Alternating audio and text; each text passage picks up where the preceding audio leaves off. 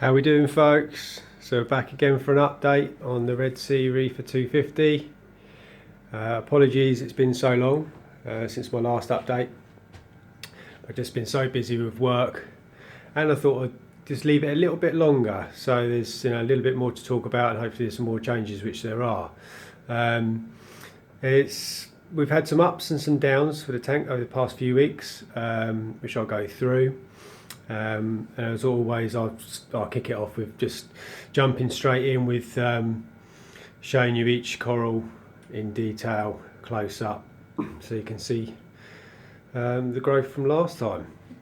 So we'll start off with the green Hystrix ceratopora. Hopefully my phone's going to be okay for focusing here. I've had lots of questions on what I do my filming with, and it's just literally with my Samsung smartphone. It's a Galaxy S6. They seem to come out okay, although my camera skills aren't great.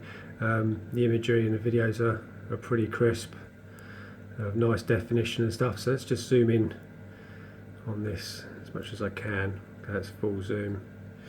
As you can see at the top, there's loads of growth from sort of 2 or 3 weeks ago. All the top is really forking out and splitting. It's gone out of focus there. And at the base, if you can notice, at the base there's new spikes all starting to erupt out the bottom. And it's coloured up a little bit better as well, even though I'm running everything so high with the alkalinity and stuff. It's gained a little bit more colour. It was going a bit white, but so I'm happy with that. That's going really well. Now what I have done is a little bit of a rearrange with these other two up here. This pink Hystrix I've moved to the front and a little bit higher up. And the reason I've done that is because I don't know if you can notice, there, I'll come around this side. At the bottom, you can see the white, the base of it's sort of gone white, almost as if it's bleached out. And I think it's because no light's getting to the base of it, which is what I'm hoping. Because the top looks fine and all nicely coloured, and it's growing. It has slowed down a little bit with growth, but it's doing okay, so it should be fine. Just have to keep an eye on it. Hopefully this white patch down the bottom doesn't increase and start creeping up towards the top. Then I'll definitely be a bit concerned then, but we'll just see how we go with that. It seems fine. Now the next one is the Montipora Elkhorn, and this is really growing well. I've moved it to where the Hystrix was, and it must have grown nearly a centimetre in like 2 or 3 weeks. I think that's probably the fastest growing one in here now. It's starting to really fan out at the top. And what happens is the white tip, so you get it colours up really quickly as well. So you get loads of growth and it colours up within a week as well. So it's just doing really well, that. Look a bit this side.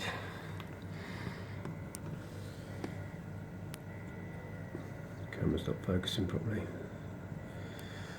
So yeah, that's good. My purple Stylophora doing fantastic as always. That left side is really starting to split, and within the next couple of weeks, so I would imagine I'll get separate branches coming off of there. And what I have noticed actually on it is around the back, I only just realised this past week or so, is around the back there's another hump. I'll try and zoom in on it on this side.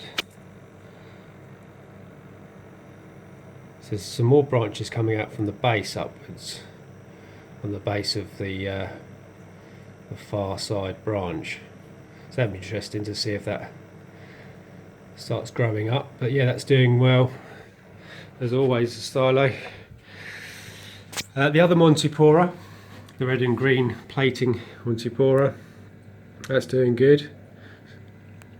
It's definitely growing, changing shape, keeping good colour. And the bug problem that I thought I had with it that someone mentioned about is definitely no nudie branches or whatever they're called on it. Nothing's being eaten, it's getting good colour and it's growing well. So fingers crossed that'll be okay. The Acropora, the barley slimer, this is weird, this thing, because it seems to be, it's not growing how I thought it would grow. It seems to be really sprouting out around the bottle, really encrusting around the base of the branch, and at the top you've got that sort of green, really light green cup, which is sort of extending more and more by the day, and it's really spreading on the other side that was dead when I bought it. It's really spreading on the other side. It's like recolonising. So I'm thinking I guess we're going to get 2 sprouts branches coming up on that. But yeah, so it's doing well, keeping really good colour as well.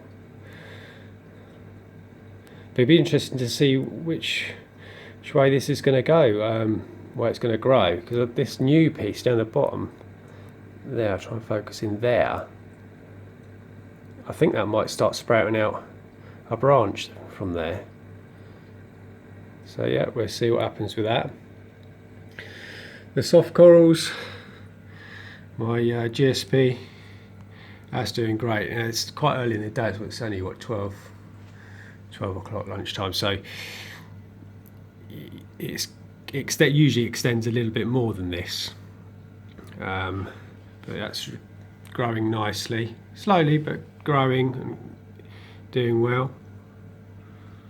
And this pale kind that's just come naturally out of the rock is spreading nicely as well. It'll be interesting to see when these two meet up what happens. Candy cane, now this is interesting because this wasn't growing at all or splitting, it was just wasn't doing anything, just virtually the same as when I bought it, but over this past month it's finally split on both sides into 2 heads. It's a little bit closed at the moment, but when it's opened up, there's definitely 2 heads on this side, and I think that I spotted a 3rd mouth as well. So things are happening with that. Pulse Exenia, that's doing okay, it's doing fine. So it's not growing out of control yet. Haven't had to frag it. It's definitely increased in size since it's been in this tank, but it's stayed on this piece of live rock I put it on in this corner. I've kept it away from everything else. So that's that. And you've got the other colony of green star up here, which is really growing nicely, starting to spread around this rock. And the little Zoa garden, which, like I've said before, I'm not really fussed with. They're still doing okay. I'll refocus on the camera, there we go. All different types of Zoas in there. Pretty boring, to be honest. I know people love them. They've got tanks covered in them, all different types, but I'm not a big fan of them, to be honest. I purchased them from my nano tank and obviously just transferred them into here. They are a little bit high up for the light, hence why they're spreading down the rock as opposed to sort of going up. But so I think that's pretty much all the corals covered. Now, fish stock. We'll move on to fish stock. All fish are doing really great. We start off with this yellow mimic tang, a lemon peel mimic tang as they call it. There's lots of different names for this. He's doing fantastic, eating everything that goes in the tank, constantly picking on the sand and on the rocks, any little bits of algae you can find. Good colour, hasn't changed colour yet, but obviously he will as he grows up to an adult. That'll be really interesting to see what he changes to. Really friendly, probably the most dominant fish in this tank, but not in an aggressive way. He just stands his ground, and yeah, he's definitely the boss. But as you can see, he's definitely put on loads of weight. since he's been in here, which is good.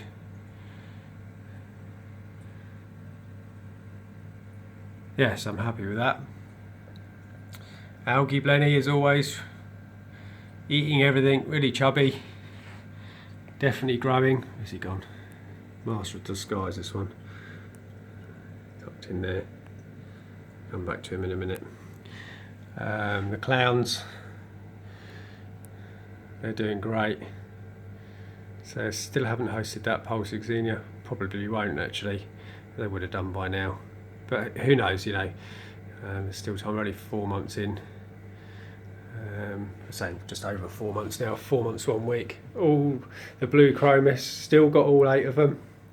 All still getting on fine.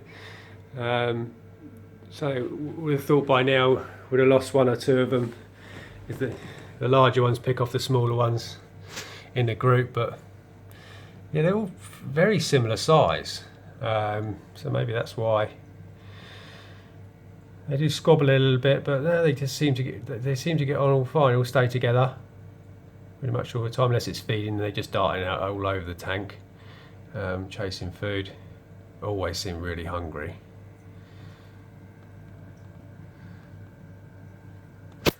Six-line Ras, try and get him whilst he's out, because he's always out. He's doing fine.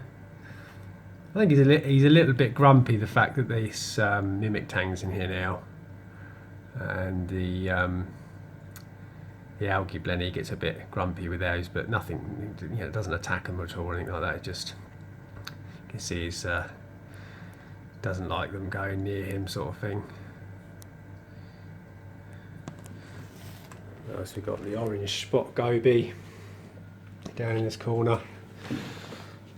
Again, doesn't really do a lot, to be honest. Just this is his cave. He loves this cave. Always opens his mouth really wide when anything comes near it. But he's doing all right. He's doing fine. Hasn't really grown much, to be honest. He's grown a little bit, but so it doesn't really do a lot. So he's not using up much energy. He doesn't eat a great deal. Just picks a couple of bits coming past, but. Let's see if they tell this tang off for coming near him. No. So yeah, that's all the livestock covered. Now, I have noticed on the back, the coralline algae is struggling on the rear glass, and I don't know why that is. It is on the rock. It's doing really well, spreading well. But on the back, you can see all the bits that the spots have got larger, but then you get like these two. I zoom in on this piece here, then the centre of it sort of flake, when the snails go over it, sort of flake off. It struggles to grip onto the glass. I mean, I'd imagine eventually it will just colonise completely the whole glass. That's the idea anyway. I want to get this whole glass completely covered in coralline. But it's just annoying that you get a nice big round patch of it and then it flakes off. It's all encrusted around the pumps, lovely. Especially this is that new wave pump, and it's all the way around that. Say on the rocks it's doing fine.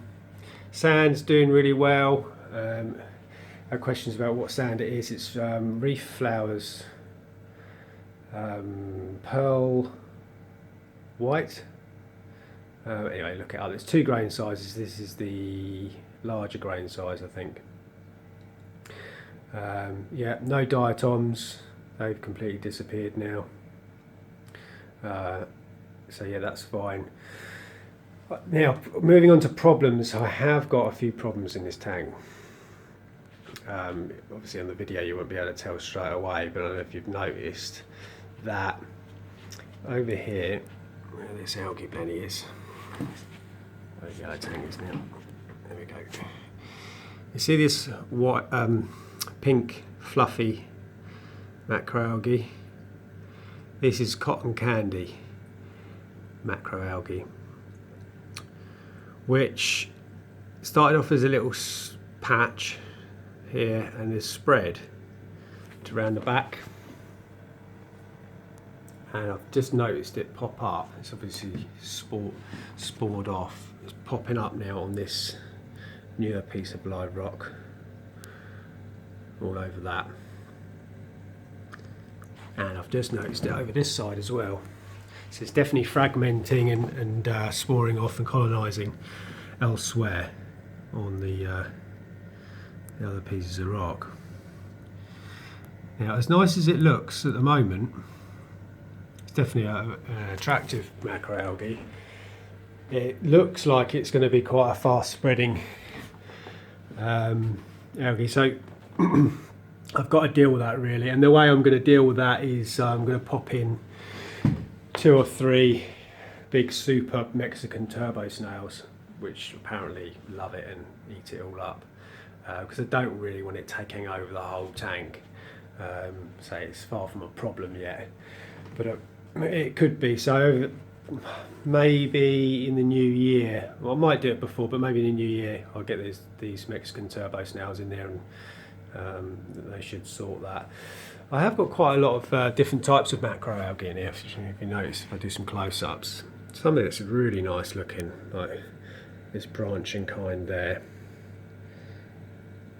That's lovely. And there's lots of red, sort of wiry macro everywhere, which I don't mind, because one, it does the system good because it uses up nutrients, phosphates, nitrates, stuff like that, and it's very slow growing, but I have noticed it spread throughout the whole tank really. There's another piece there, a different type of branching pinky purpley macro. Yeah, so I'm not concerned with that because it's very slow growing, and it looks quite nice. There's another piece there of a different type sprouting out of there. Zoom in. But there's 2 other kinds which I am a little bit concerned about, and I've had experience with them before, and they are the green bubble algae, which unfortunately has come on the rock and has spored off. I'll just show you, zoom in. There's one big piece there that's been in there from the start for about 3 months, very slow growing, and then over this side you got a couple of balls of it there, maybe 3 balls of it there,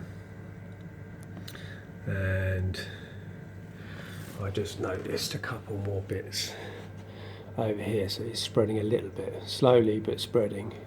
See, just there's a piece,